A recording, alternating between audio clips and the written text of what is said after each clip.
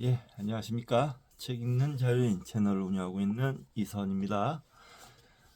이번 시간 2025년 12월 19일 금요일, 지금 시각은 오후 5시 12분입니다.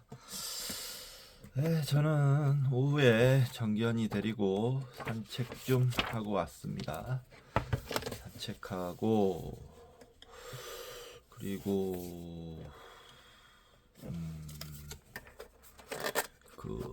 1월 달에 영만 형님과 제주도 한라산 등반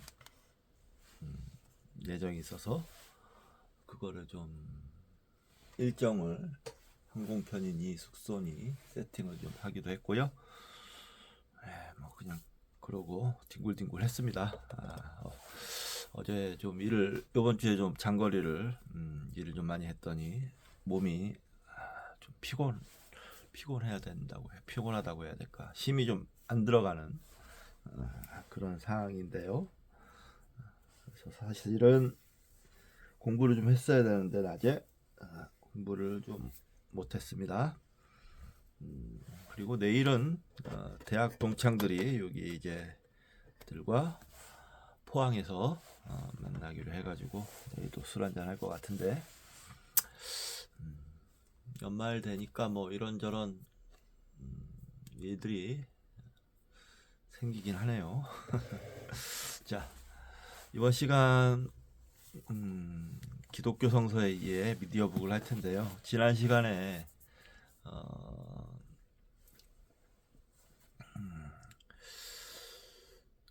필경사 바틀비를 읽었고요. 이제 그 중간에 중간 이제 잠깐 쉬어가는 그런 목적으로 읽었고요. 짧은 소설. 다음 책을 읽어야 되는데, 사실은 초기 불교의 이해를 읽겠다고 예고를 했었어요. 그 책과 이제 내 안의 유인원, 이 책을 읽겠다고 했었는데, 아무래도 지금 초기 불교의 이해는 좀 재미가 없을 것 같아서 좀 재밌는 책을 좀 읽어야겠다 싶어서 세 권을 좀 먼저 읽고 초기 불교의 이해로 넘어가자 싶은데, 이 책들입니다. 내 안의 유인원, 프랑스 드발, 이 책을 먼저 읽고, 그 다음에 뇌의 진화, 신의 출현, 이 플로토리 책을 또 읽고, 마지막에 신의 진화, 로버트 라이트, 이 책을 이렇게 순서대로 얼른 읽어보도록 하겠습니다. 읽고 그 다음 이제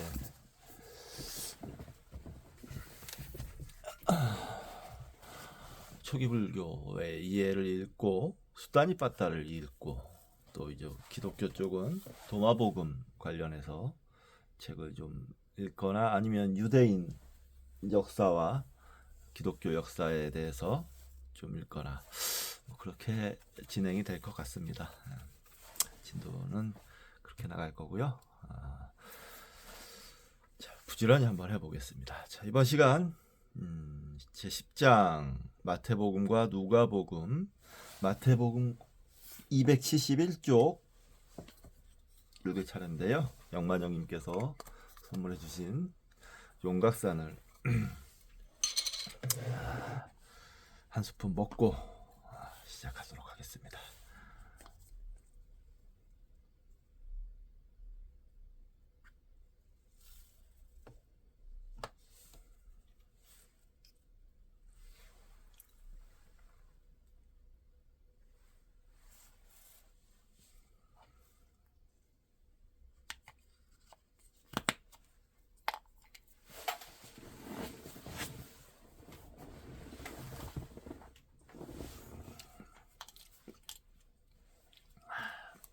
예.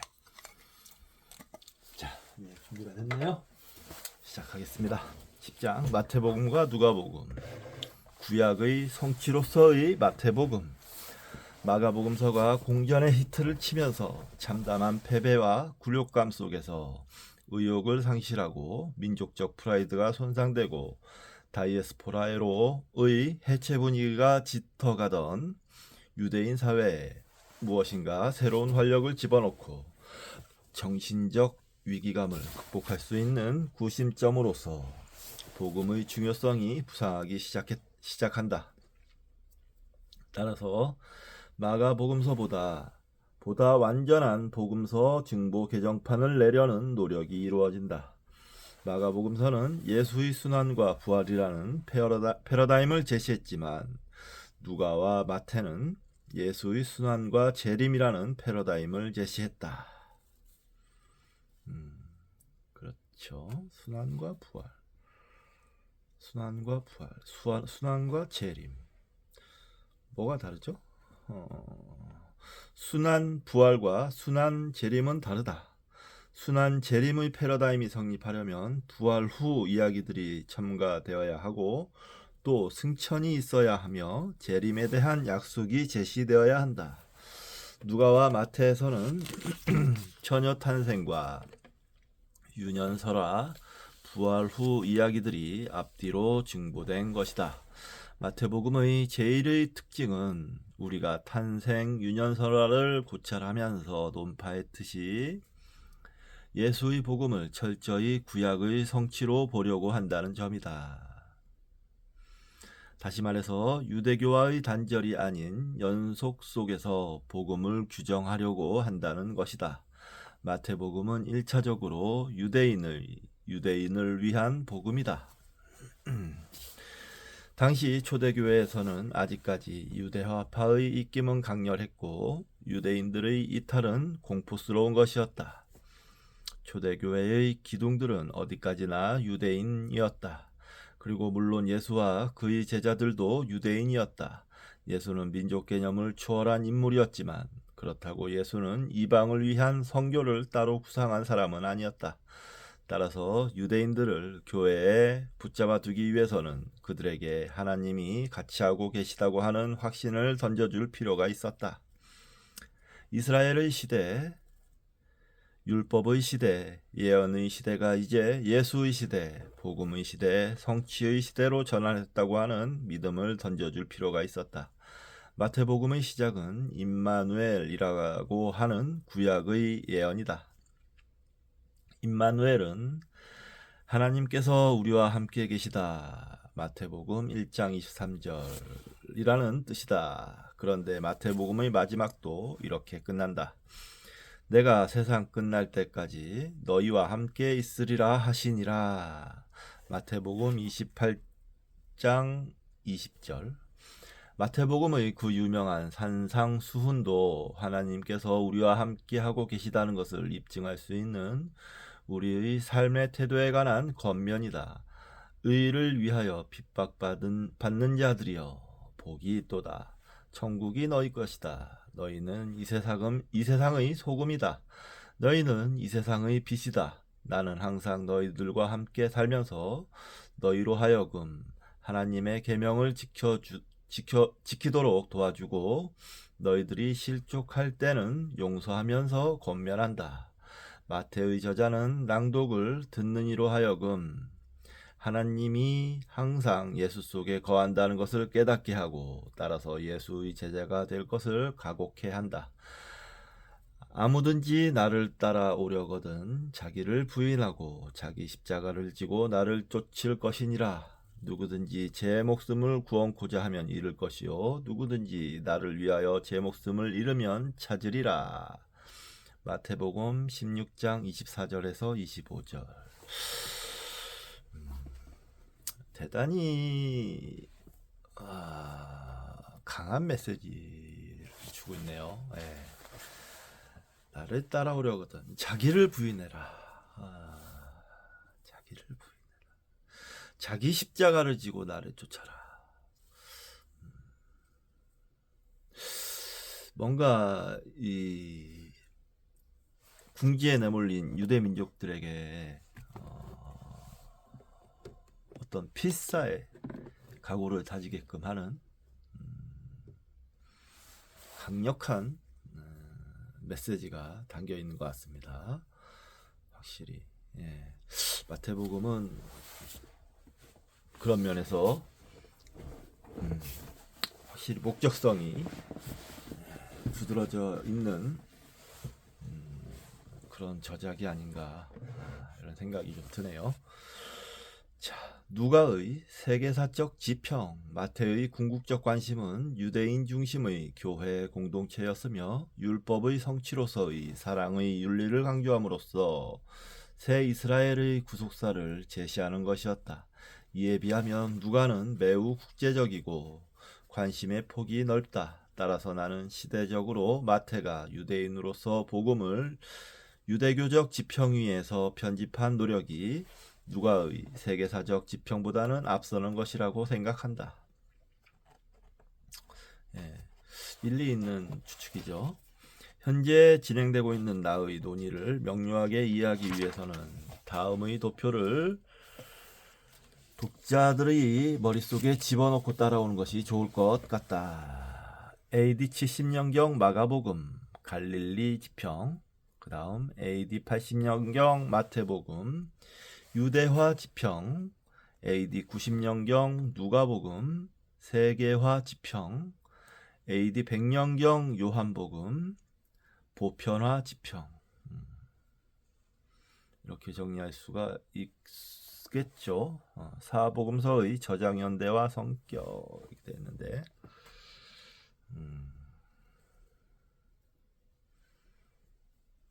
잘 정리한 것 같습니다. 네. 누가복음은 이와 같이 시작된다. 우리 중에 이루어진 사실에 대하여 처음부터 말씀이 목격되고 일꾼된 자들이 전하여 준 그대로 내력을 저술하려고 붓을 든 사람이 많은지라. 그 모든 일을 근원부터 자세히 미루어 살핀 나도 데오빌로 각하에게 차례대로 써보내는 것이 좋을 줄 알았노니 이는 각하로 그 배운 바의 확실함을 알게 하려 함이로다.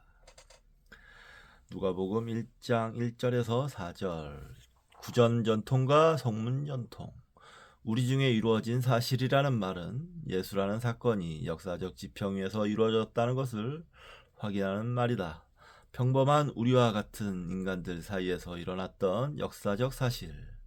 그 예수의 사건에 관하여 처음부터, 즉 예수의 당대로부터 말씀의 목격자가 되고 일꾼, 가로 열고 사역자, 전도자, 선교자, 가로 닫고 일꾼된 사람들이 전하여 준 내력이 많다는 것을 언급하고 있다. 이 내력이라고 하는 것은 누가 이전에 매우 다양한 구전 전통이 많았다는 것을 확언하고 있는 것이다. 그런데 그 구전 전통은 얼마 전에 성문 전통으로 바뀌었다. 다시 말해서 복음서라는 문학 양식의 출현을 누가는 정확히 제시하고 있다.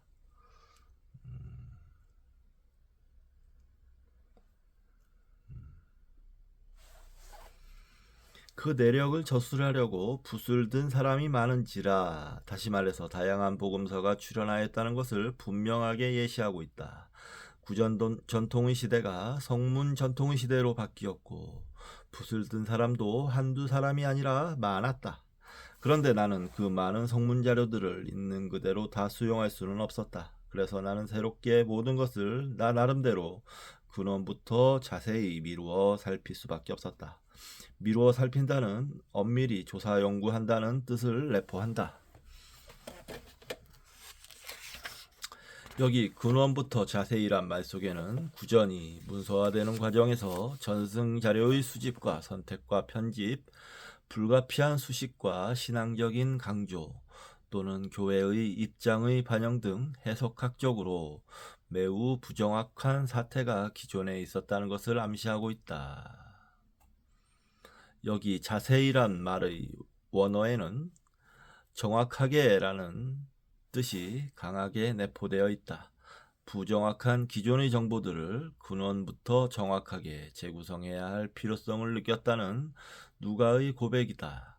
그러니까 기존의 구전자료, 성문자료를 제1차 자료로 하고 그 1차 자료에다가 자신이 근원부터 정확하게 미루어 살핀 새로운 2차 자료를 합성하여 체계적으로 다시 만든 복음서가 바로 자신의 누가복음서라는 것을 밝히고 있는 것이다.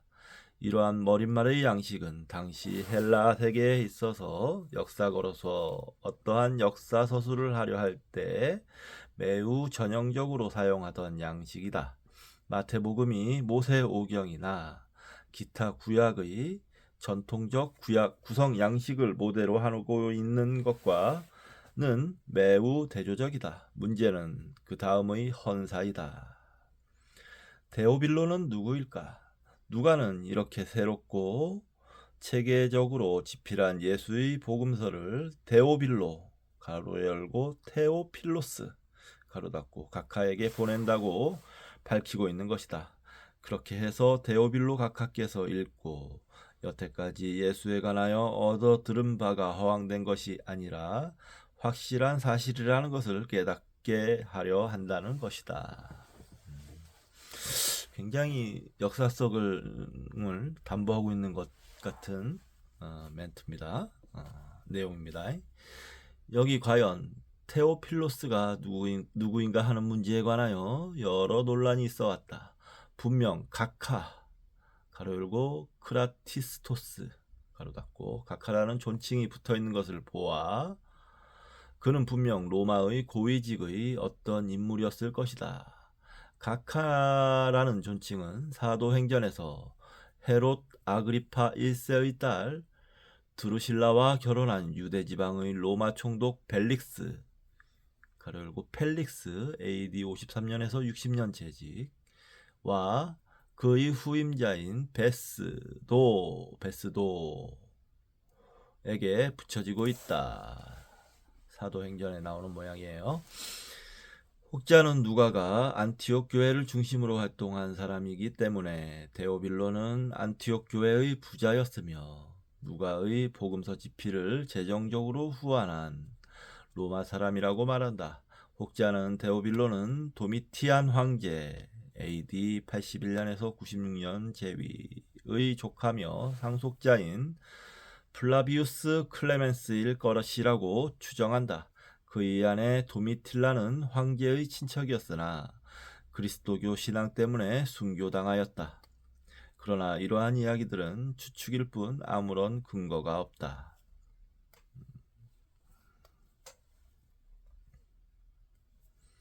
그러게요. 이 추측일 뿐. 역사서에도 안 나오는 인물인 모양인데 궁금하긴 하네요. 한 사람의 열독을 위한 서한 양식이 아니다. 만약 이 복음서가 로마의 고관에게 기독교의 기원과 발전을 상세히 기술하여 이해시키려는 목적에서 집필되었다면 로마 관리들에게 불리한 기술들, 예수의 재판이나 반로마적 감정을 자아내는 상황들이 빠졌을 것이다. 그러나 누가는 강력하게 기독교 옹호론적이다. 누가는 과연 나사렛의 예수가 누구인가라는 질문을 끊임없이 던지면서 동시에 예수의 제자가 된다고 하는 문제가 과연 우리 삶에서 무엇을 의미하는가 하는 테마를 집요하게 추적해 나가고 있는 것이다.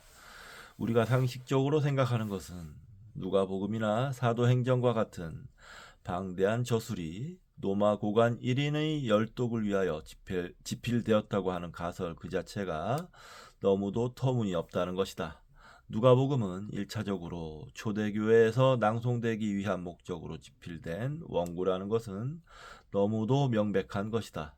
대중을 위한 캐리그마 문학 양식이지 한 사람의 열독을 위한 설득용의 서한 양식이 아니라는 것이다. 이러한 명백한 사실과 저자인 누가 자신의 언급을 어떻게 조화시켜야 할까? 근대 철학의 아버지 르네 데카르트 가로 열고 1596년에서 1650년은 근대를 열었다고 할 수 있는 방법 서설을 처음 출판할 때 1637년 익명으로 했다.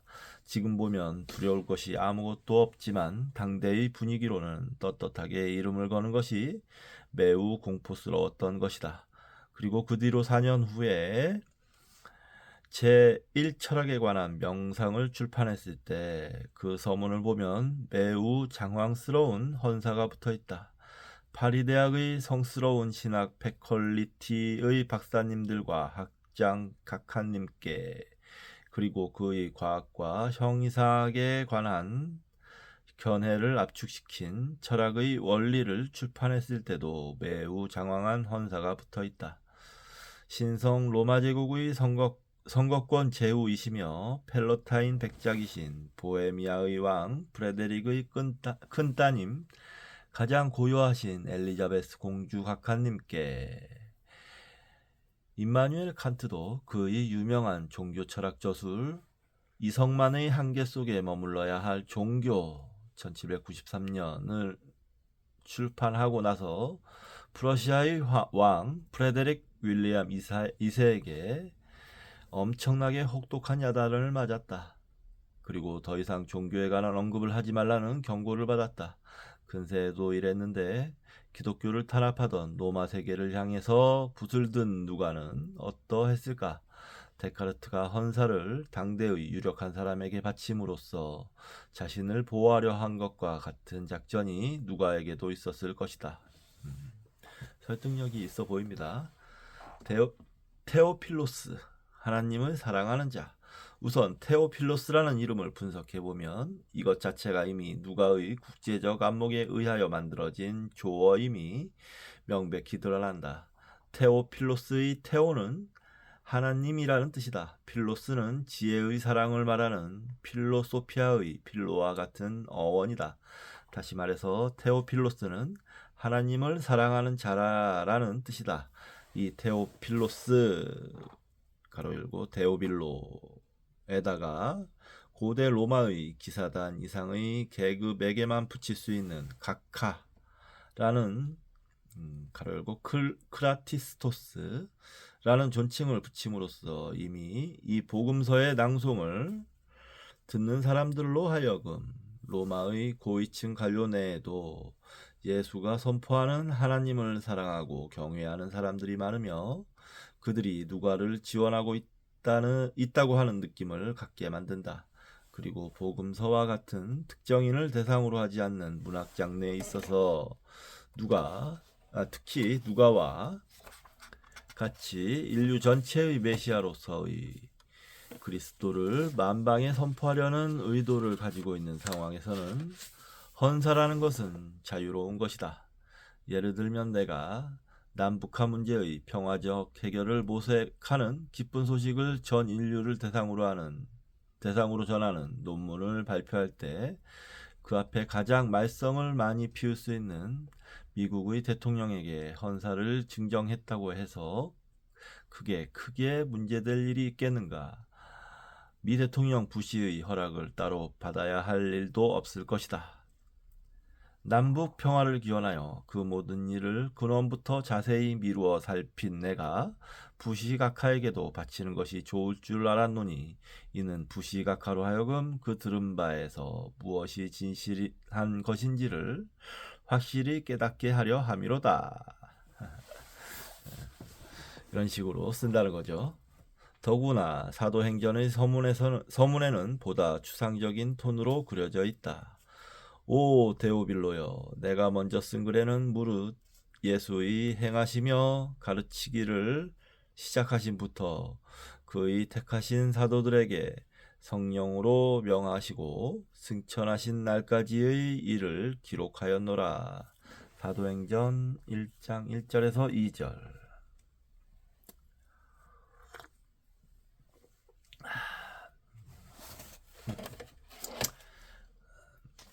그럴 수도 있었겠죠.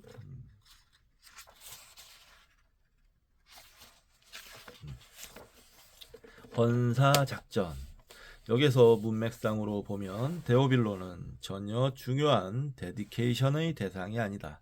단지 데오빌로를 저자의 뒷백으로 깔고 있다는 것을 독자들에게 상기시키는 정도의 언급에 불과하다. 누가는 청중에게 내가 먼저 쓴 글, 즉 복음서의 성격을 규정하고 있을 뿐이다.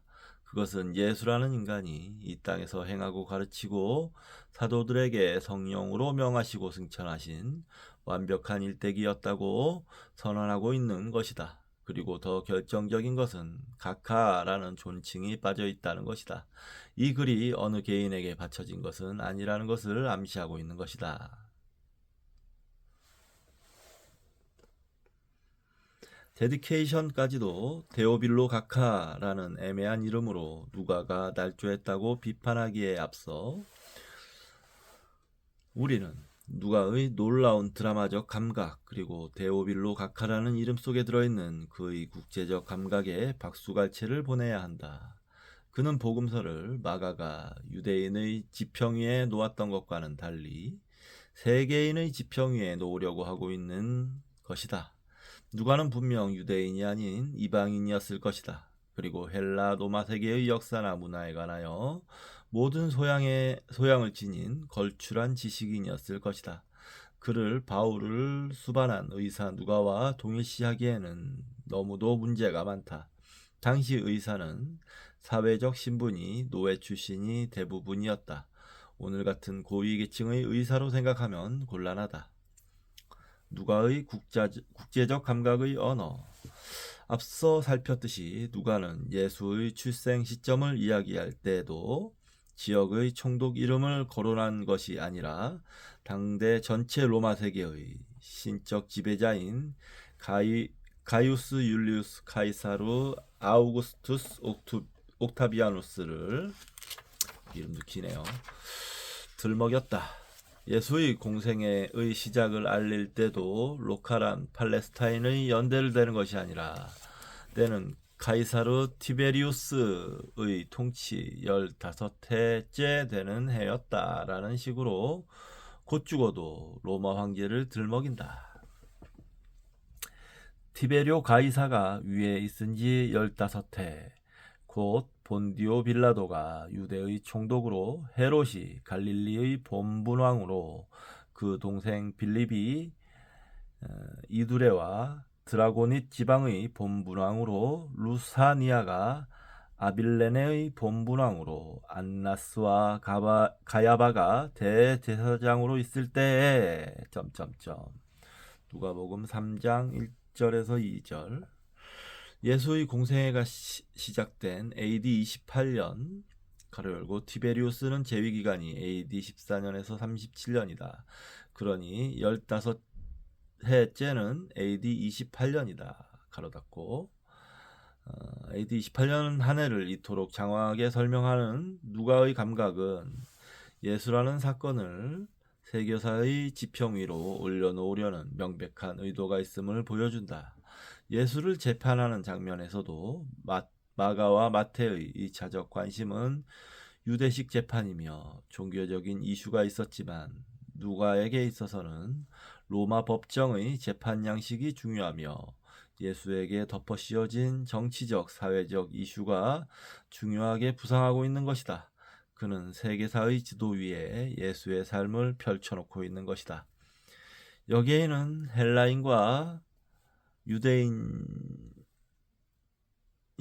할레당과 무할레당이나 야만인이나 수구디아인이나 노예나 자유민이나 분별이 있을 수 없나니 오직 그리스도는 만유시요 만유 안에 계시니라. 고린도전서 내용인가봐요. 바울과 누가의 보편주의, 이러한 바울의 정신을 계승하여 인종이나 계급, 신분, 남녀의 차별을 초월하여 누가는 당대 로마 세계의 다양한 청중으로 하여금 예수의 이야기로 이끌려 들어오게끔 붓을 놀리고 있는 것이다.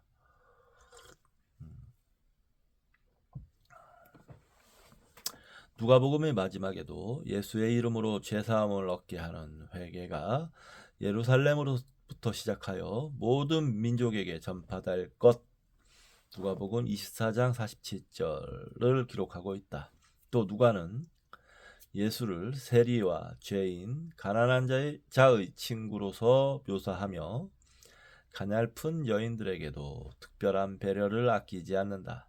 세례 요한의 어머니 엘리자벳, 예수의 어머니 마리아, 여자 선지자 안나, 나인성의 아들 잃은 과부, 예수의 발을 눈물로 적시는 막달라 마리아, 예수를 재정적으로 지원하는 많은 여인들, 헤롯의 청지기 구사의 아내 요한나, 그리고 수산나, 그리고 다른 여러 여자들, 마르다와 마리아, 은잎 두 잎을 헌금하는 가난한 과부, 십자가를 진 예수를 따라가며 가슴치며 통곡하는 많은 여자들이 이러한 모습에서 우리는 누가의 보편주의를 엿볼 수 있다.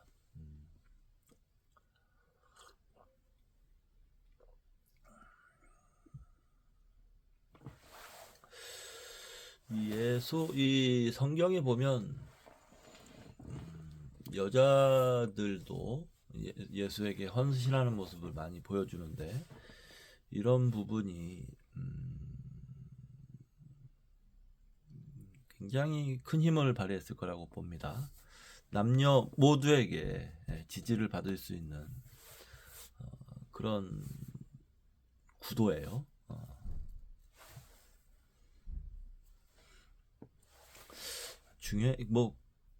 당시 이스라엘 민족의 입장에서는 그만큼 절박했으니까 남자 따로 여자 따로 이렇게 구분하는 게 아니고 그냥 진짜 남녀 구분 없이 모든 이의 힘이 필요했을 거라고 생각합니다. 그렇기 때문에 여자라고 천대하고 그럴 만한 여유가 없지 않았을까라는 생각도 좀 해봅니다. 또 강력한 메시지가 예수의 가장 강력한 메시지는 서로 사랑하라 이겁니다. 이게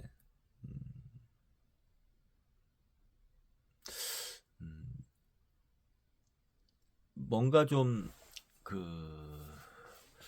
따뜻함이 느껴지는 언어 말이죠. 서로 사랑하라. 뭔가 그 당시 로마의 압제, 팔레스타인의 엄혹한 그 환경에서 많은 사람들을 깨어나게 할 수 있게끔 하는 아주 강렬한 메시지라고 생각합니다. 딱 그들에게 필요한 메시지였을지도 모르겠어요. 반면에 불교는 좀 냉철하죠. 냉정하고 불교에서의 타인은 존중의 대상이에요. 애정의 대상이 아닙니다. 애정을 끊으라고 하죠. 불교에서는 존중의 대상. 그래서 약간 거리감이 좀 있어요. 거리감이 있고 좀 냉정하고 스님들도 가만 보면 굉장히 냉정합니다. 항상 자비롭고 이럴 것 같지만 그렇지 않아요. 자기와 뜻이 안 맞는 사람은 그냥 스승이라고 해도 아주 그냥 등을 탁 지더라고요. 그런 부분이 지금 현대에도 많은 영향을 미치고 있는 것 같습니다. 서로 사랑하라. 얼마나 달콤하고 따뜻한 메시지입니까? 하지만 좀 어설프죠. 어떤 근본적인 인간의 부조리 그걸 하겠다는 그런 의미는 좀 약해 보이고 반면 불교는 근본으로 파고 들어가죠. 딱 핵심을 찔러버리고 근본으로 파고 들어가기 때문에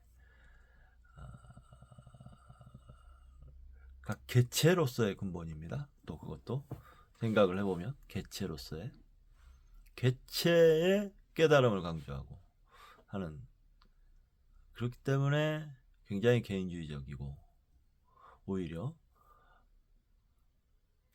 기독교는 서로 사랑하라 이 한마디가 인간관계의 관계의 중요성을 얘기를 하죠. 그런 면에선 오히려 사람들에게 역사적으로 현대까지도 사람들에게 많은 부분 어필하는 게 아닐까 그렇게 생각이 듭니다. 근데 기독교는 문제는 기독교 내 모순과 성서에서 성경이나 역사든지 기독교 내의 역사라든지 특히 성경의 내용 속에서 모순과 폭력과 심지어는 잔혹함과 또는 외설스러움 같은 것도 있고요. 그런 게 막 뒤죽박죽이 돼가지고 사람을 좀 잘못된 길로 이끌기도 하더라고요. 오염되게. 또 너무 교조적이고. 그런 면에서 기독교와 불교는 분명히 비교 대상이 됩니다. 상당히 상반된 점이 많은데 거기에서 이제 유사성을 찾아보고자 하는 게 저의 작업이고, 그 작업의 키가 바로 수다니 빠따와 도마복음인데 상당히 어려운 주제입니다. 생각해보면 공부를 많이 해야 돼요.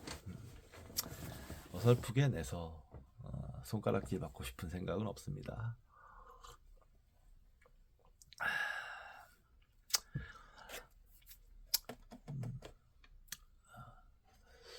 불교에서도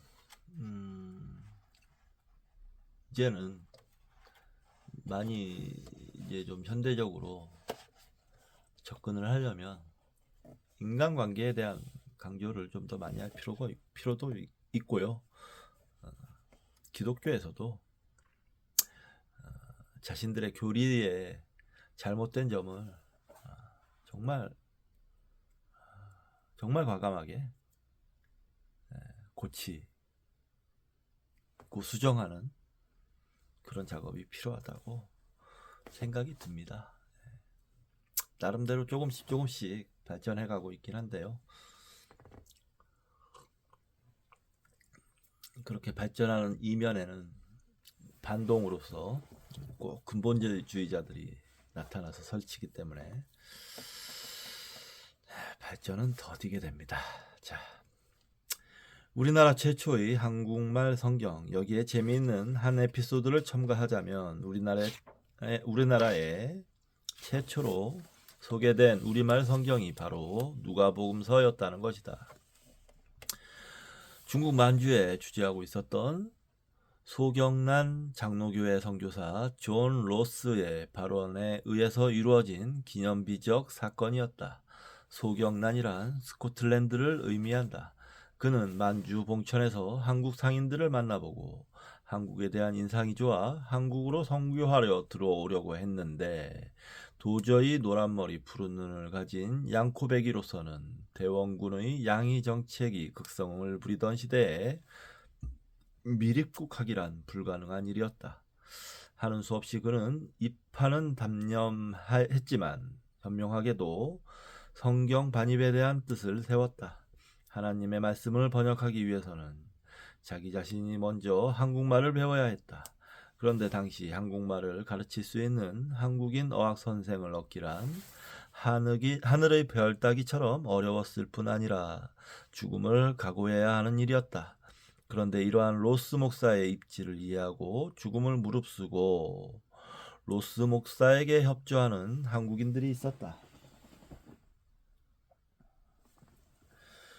이들에게 영어를 가르치면서 동시에 한국말을 배웠고 한국어 문법 책도 만들고 전도지도 번역하였다.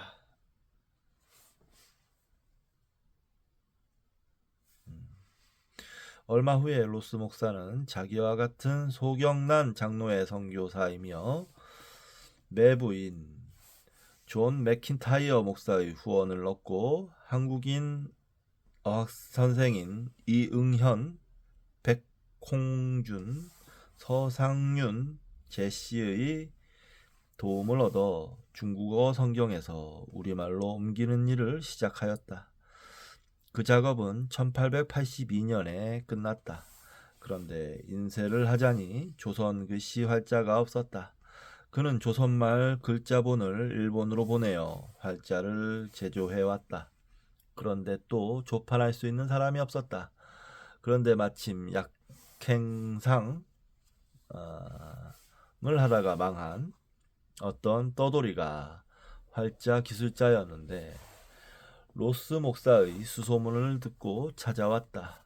한국어판 누가복음 1,000권이 최초로 인쇄되기에 이르렀다. 1883년이었다. 참으로 눈물겨운 이야기다. 최초의 출판 비용은 소경란 성서공회가 담당하였고 그 뒤의 복음서 출판 비용은 영국 성서공회가 담당하였다. 한국 상인들이 봉천에 와서 휴지를 사서 지게에 지고 가곤 했는데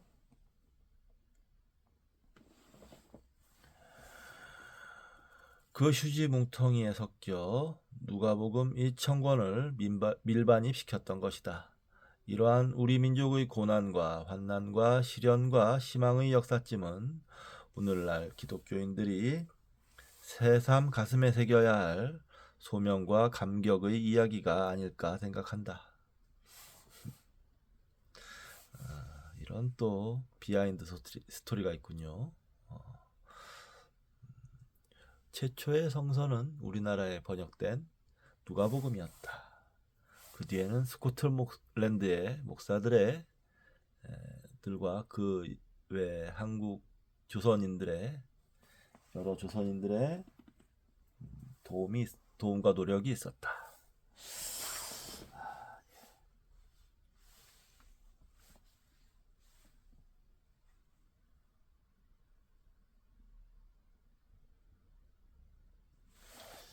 그렇게 소중한 책이니 우리는 고지고대로 받아들여야 돼 라고 하는 건 근데 또 무리가 있습니다. 어떤 책이든 틀린 부분이 있을 수 있다는 가정은 항상 해야 됩니다. 항상 어떤 책이든 어떤 말씀이든 의심을 하라. 부처님께서도 그러셨어요. 의심하라고. 내 말이라고 다 믿지 말고 의심해라. 분명히 수다니 빠따에도 나옵니다.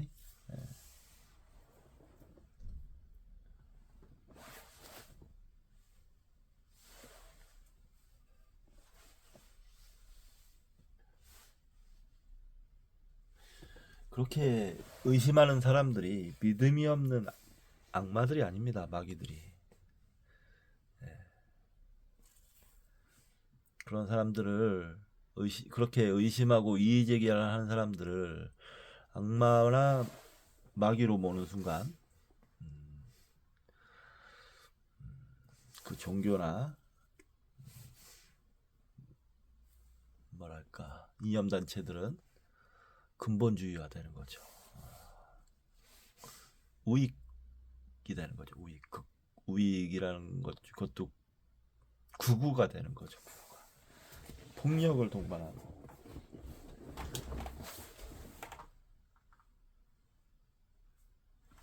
사람들을 압제하고 그런 식 되는 겁니다. 자, 도회지 중심 디너 테이블. 누가는 문체에 있어서도 유대인들만이 알아들을 수 있는 표현은 피하고 독자가 이해하지 못할성 싶은 용어와 지명은 해설조로 다 바꾼다. 그리고 마가가 동사의 시제를 어색하게 구사한 것도 단순 과거로 교정해버린다. 그리고 자료 수집량이 매우 많고 자료 배열도 치밀하다. 마가의 갈릴리 묘사는 시골의 마찻길의 흙냄새가 펄펄 난다. 그러나 누가의 갈릴리는 도회지 중심의 인상이 강하게 풍긴다. 마태는 예수를 산 위에 올려놓기를 좋아하는데 누가는 예수를 디너 테이블에 앉히기를 좋아한다. 마가는 예수를 민중의 영웅적 리더로 그렸고 마태는 위대한 선생으로 율법의 수여자로 그렸고 누가는 예수를 인류의 친구로 그렸다. 마태복음을 교과서적 텍스트라고 한다면 누가복음은 성교용 텍스트라 해야 할 것이다.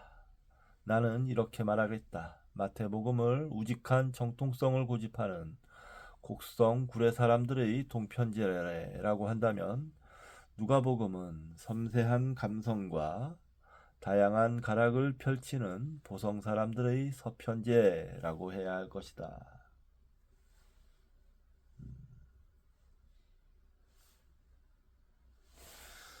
곡성 구례가 동편제군요. 몰랐는데 보성이 서편제고 그렇군요. 여기 도표식으로 해가지고 나왔는데 마가복음 원본 갈릴리 지평 토속적 감각, 마태복음 동편제 유대교 지평 민족적 감각, 누가복음 서편제 세계화 지평 국제적 감각. 공간 복음서의 내러티브가 지중해 연안의 각 교회에서 판소리 가로 열고 낭송으로 울려 퍼지고 있을 때 요한이라고 하는 어떤 심오한 사상가에 의해서 공간 복음서와는 아주 성격을 달리하는 새로운 복음서가 제작되기에 이른다. 그것은 복음의 새로운 여명이었다.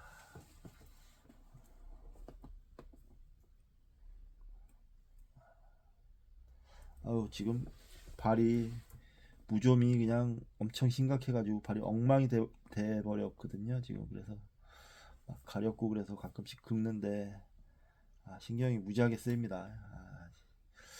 아따 참 더러워서 진짜 죄송합니다. 이게 참 책을 읽고 있다가 더러운 짓을 아이고 참 약을 약을 먹어야 되는 건지 아우 이게 무좀이 안 나가지고 죽겠습니다. 아주 그냥 계속 딱지가 지고 가렵기도 무지하게 가렵고 무좀 안 났네요.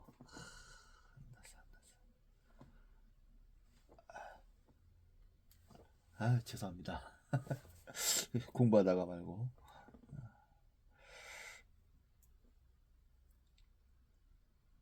이런 거 또 한번 꽂히면 그냥 아주 그만하겠습니다. 자, 죄송합니다. 자 여기 그림이 하나 있는데요. 읽어보겠습니다. 영국 박물관에 보관되어 있는 고텍스 시나이 티쿠스 요한복음 5장 38절에서 6장 42절 부분이 보인다. 1859년에 신해산 기슭에 있는 성 캐더린 수도원에서 티시엔 도르프가 발견한 4세기의 완정한 사본, 1844년에 그 일부를 먼저 발견했다. 신약 선서의 완정한 최고의 사본이며 연설체라고 쓰여 있다.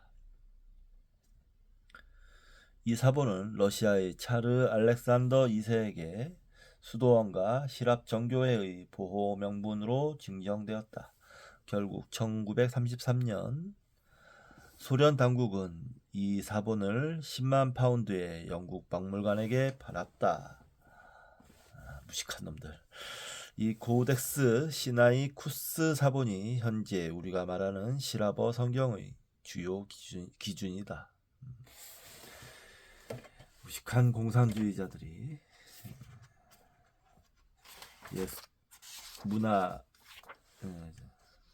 문화의 소중함을 모르고 고작 10만 파운드에 팔아버렸군요.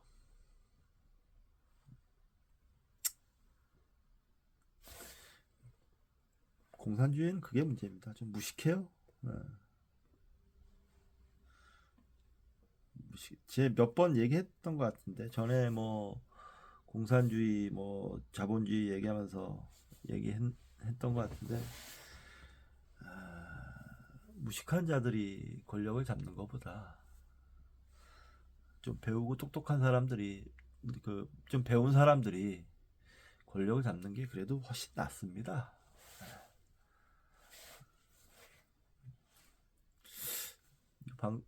제 유튜브 방송에서 몇 번 얘기했어요. 했는데 노동자들이 들으면 상당히 안 좋아할 얘기이긴 하지만 아무튼 그건 맞습니다.